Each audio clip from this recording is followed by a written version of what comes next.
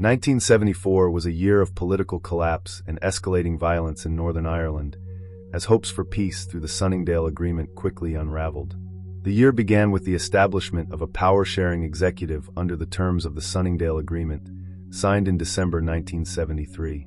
This arrangement sought to balance unionist and nationalist interests by creating a Council of Ireland, giving the Republic of Ireland a consultative role in Northern affairs. However, many unionists viewed the agreement as a betrayal, sparking fierce opposition. In May 1974, the Ulster Workers' Council strike, organized by loyalists and supported by paramilitary groups, paralyzed Northern Ireland. Electricity supplies were cut, transport halted, and daily life disrupted. The strike forced the collapse of the power-sharing executive after just 5 months, ending the first serious attempt at political compromise. Meanwhile, violence continued unabated. The Provisional IRA intensified its bombing campaign, while loyalist paramilitaries carried out retaliatory attacks. The most devastating incident occurred on May 17, 1974, when loyalist bombs exploded in Dublin and Monaghan, killing 33 people, the deadliest single day of the Troubles. By the end of 1974, Northern Ireland was once again under direct rule from London, with political reconciliation shattered and communities further entrenched in division and mistrust.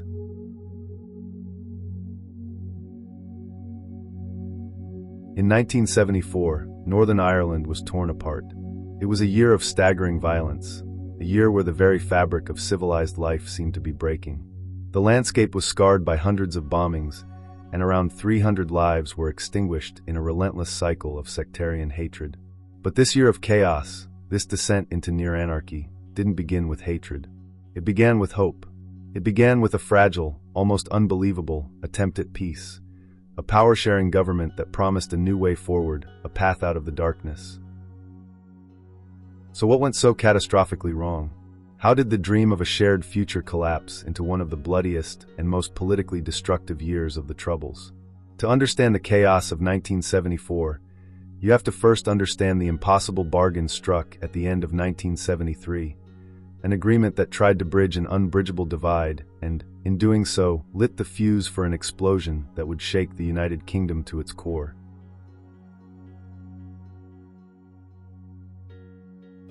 To understand the precarious hope of January 1st, 1974, you have to remember the darkness that came before.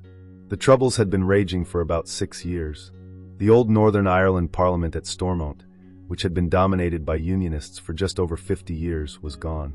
London had suspended it in 1972 and was now ruling the province directly from Westminster.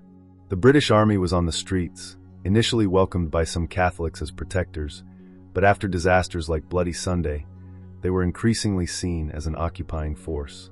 Paramilitary groups on both sides, the Provisional IRA and Loyalist factions like the Ulster Defence Association, UDA, and Ulster Volunteer Force, UVF, were locked in a savage war of attrition. The death toll was climbing relentlessly. Out of this cauldron of violence, a radical idea was forged.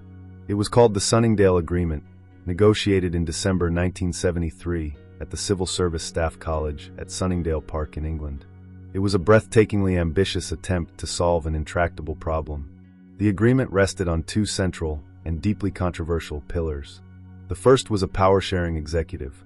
For the first time in Northern Ireland's history, Unionists, who wanted to remain part of the UK, would have to share governmental power with nationalists, who wanted a united Ireland. At its head was Brian Faulkner, a veteran Unionist politician who had come to believe that one-party rule was no longer sustainable. His deputy was Gerry Fitt, leader of the Nationalist Social Democratic and Labour Party, SDLP. Seeing these 2 old adversaries agree to govern together was a political earthquake. It was a compromise many on both sides found hard to stomach, but it offered the first real glimmer of a political settlement. But it was the second pillar of Sunningdale that would prove to be its undoing, the Council of Ireland. This was a cross-border body where ministers from the new Northern Ireland executive would sit with ministers from the Republic of Ireland to cooperate on things like tourism and energy. For supporters, it was a common-sense way to build trust. For its opponents, however, it was an abomination. To a huge part of the Unionist and Loyalist community, the Council of Ireland was nothing less than a Trojan horse.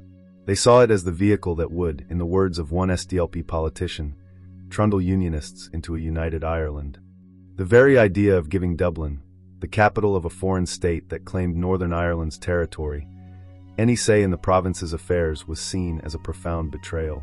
It tapped into a deep-seated Unionist fear of being abandoned by London and absorbed into a Catholic-dominated republic against their will. As 1974 dawned, these two forces, the fragile hope of power sharing and the profound fear of the Council of Ireland, were set on a collision course. The new executive took office on January 1st. News cameras captured the historic, if awkward, first meetings. There was a sense of cautious optimism in London and Dublin. But on the ground, in the Unionist heartlands, the opposition was already hardening.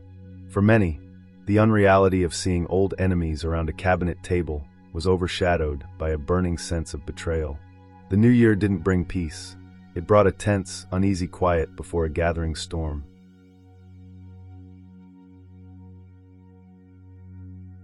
The collapse of Sunningdale wasn't a sudden implosion. It was a political structure being systematically dismantled by its opponents. The backlash began almost immediately, not on the streets, but within unionism itself. Brian Faulkner had dragged a portion of his Ulster Unionist Party, UUP, into the executive, but he left a significant and vocal section behind. These anti-Sunningdale Unionists saw him as a traitor. They were led by figures who would dominate politics for decades. Men like Harry West, the fiery preacher Ian Paisley of the Democratic Unionist Party, DUP, and the hardliner William Craig. Their message was simple and powerful, repeated at rallies across the province. Sunningdale was a sellout. The slogan "Dublin is just a Sunningdale away" became a potent rallying cry, painting the agreement as the final, treacherous step towards a united Ireland. The first major test came on January 4, 1974, when the Ulster Unionist Council, the party's ruling body, voted to reject the Council of Ireland.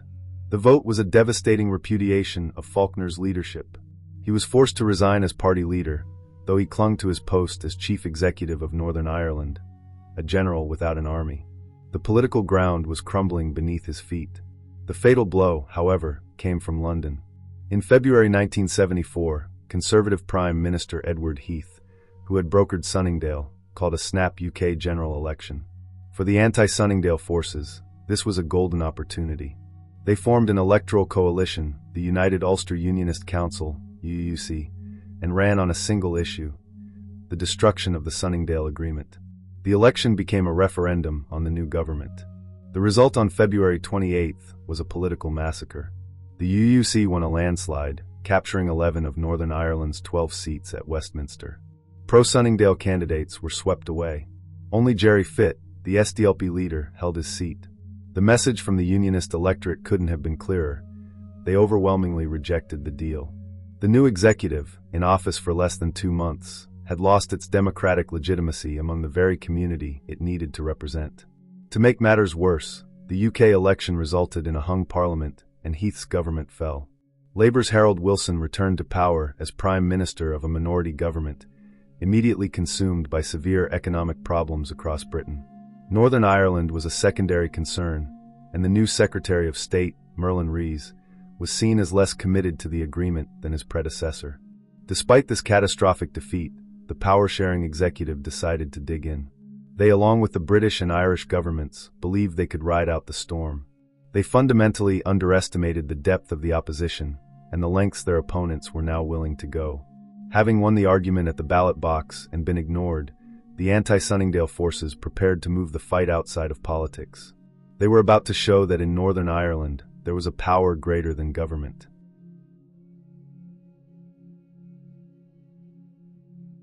With the political path to destroying Sunningdale blocked, its opponents turned to extra-parliamentary action. Their instrument was the Ulster Workers' Council, or UWC. At its core, the UWC was a committee of loyalist Protestant trade unionists from vital sectors like electricity. But it was far more than that. It was an umbrella group heavily influenced and enforced by loyalist paramilitary groups, the UDA and UVF. The final trigger came on May 14, 1974. The Northern Ireland Assembly defeated a motion to condemn the Sunningdale Agreement. For the UWC, this was the last straw. That night, they announced a general strike would begin the next day, with the singular aim of bringing down the power-sharing executive. The strike began on May 15th. At first, it was patchy, but the situation was transformed by the intervention of the paramilitaries.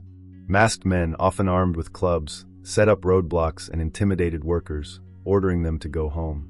This wasn't a voluntary withdrawal of labor, it was an enforced shutdown, policed by gunmen.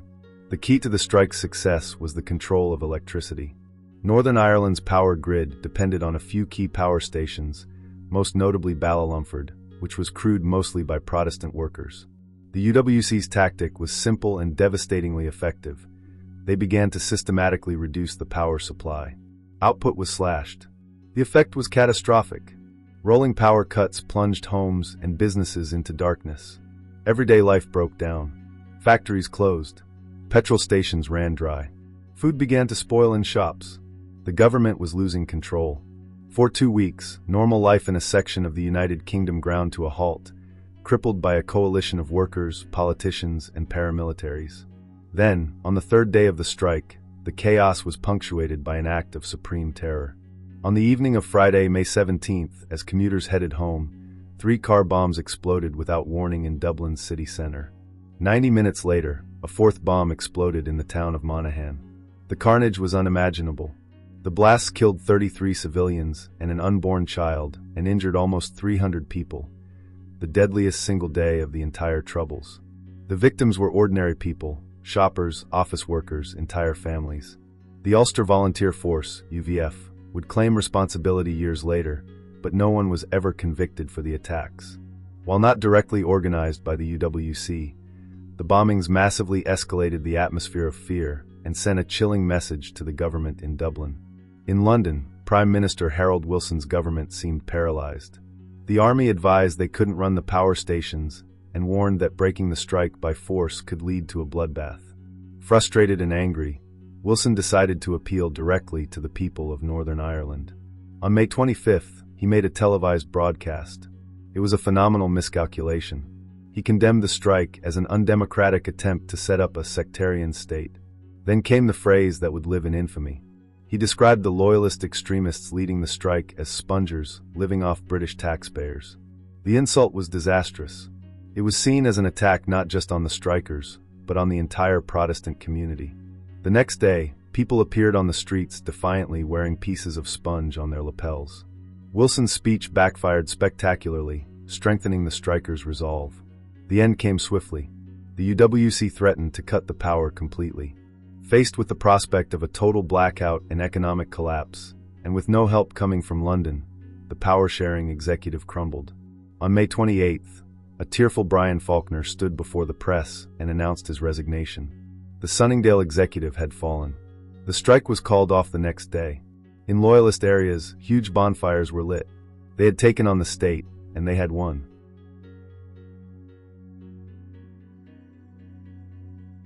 The success of the Ulster Workers' Council strike left a gaping political vacuum. The hope for a negotiated settlement was shattered. For loyalist paramilitaries, the strike was a moment of triumph. They had proven that organized force could defeat the British government. This victory emboldened them, leading to a surge in recruitment and violence.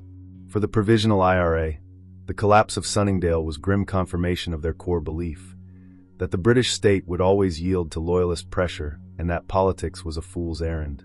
Their response was to escalate their own campaign of violence, determined to prove that if loyalists could make Northern Ireland ungovernable, so could they. Northern Ireland was plunged back into direct rule from London, but this was now a policy of containment, not resolution.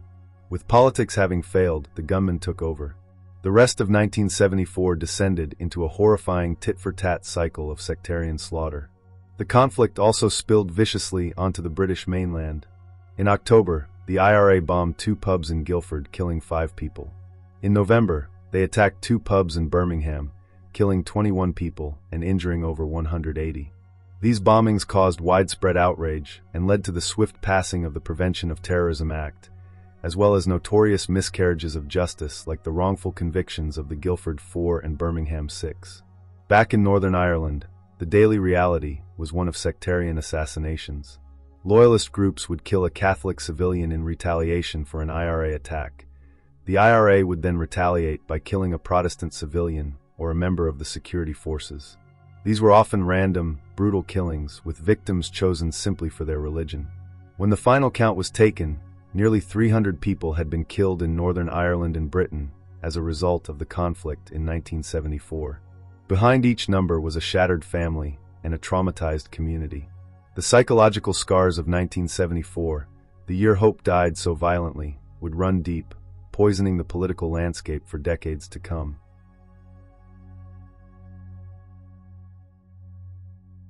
The events of 1974 are a stark lesson in the consequences of political failure. If you found this analysis insightful, please consider subscribing for more deep dives into modern history. And let us know your thoughts in the comments. What do you believe are the most important lessons from the collapse of the Sunningdale Agreement?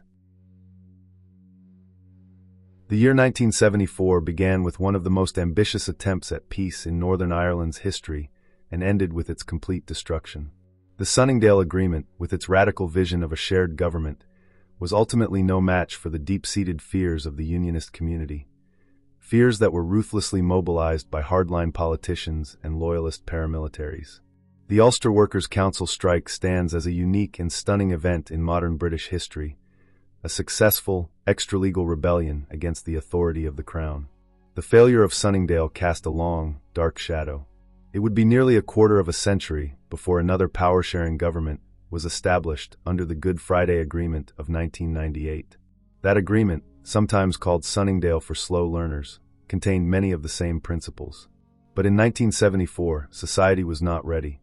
The lessons learned from the strike, the limits of British state power, the potency of mass loyalist opposition, and the catastrophic human cost of political collapse, would haunt all future attempts at peace. A somber reminder of a year when a fragile dream was extinguished by brute force.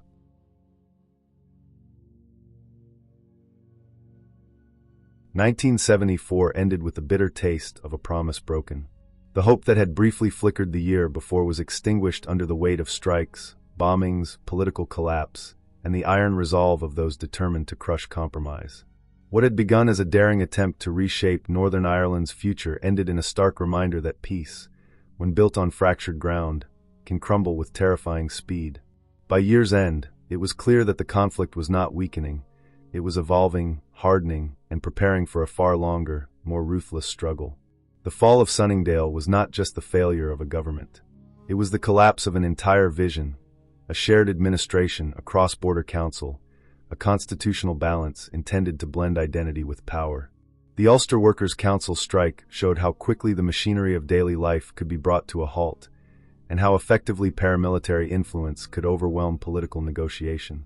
In the streets, in the factories, in the electricity substations and petrol depots that went dark, the message was unmistakable. No agreement could survive without the consent of those armed and ready to enforce their will. For nationalists, the collapse felt like a bitter confirmation that every step toward equality could still be overturned by force. For many unionists, it was a reassertion of dominance, proof that the old order, though shaken, was not yet gone. But beneath these competing narratives lay something deeper and more tragic, a recognition that the conflict was now governed less by governments and more by groups willing to act outside them. Violence, intimidation, and the threat of collapse had become political tools, and they were wielded with devastating effect. Bombings in Dublin and Monaghan, the deadliest attacks of the entire conflict, shocked Ireland and sent tremors across Europe. They exposed the terrifying reach of paramilitary ambition and the fragility of borders, laws, and assumptions. They also deepened the sense of betrayal and mistrust that had already poisoned relations between communities.